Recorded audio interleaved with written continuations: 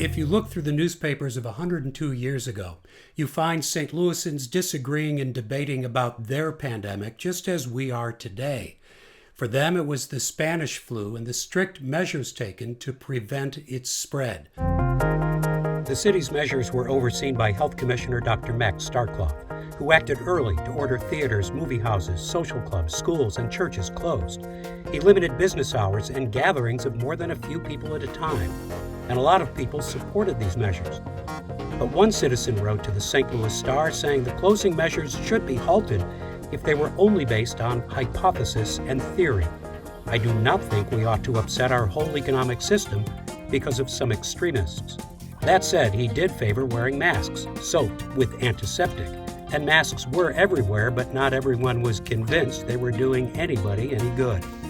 And while prominent clergymen backed the church closures, others argued that gatherings at churches and funerals were needed in times of peril and sorrow. Several writers complained that the streetcars were allowed to be filled to standing room only, and on top of that, no one was enforcing the no spitting ordinance.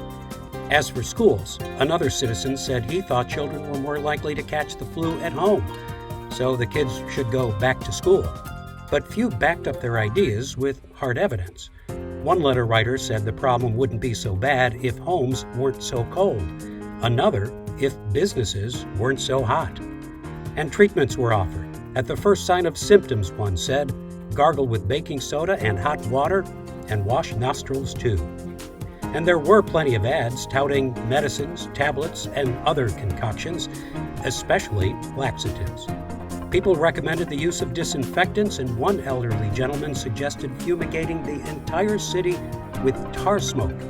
And the writer, who admitted he was no expert on these things, left St. Louis with this advice: keep your feet dry, your bowels open, and your head cool, and you will be the master of the microbe.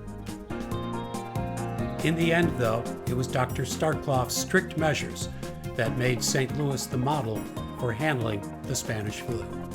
For Living St. Louis, I'm Jim Kirchherr.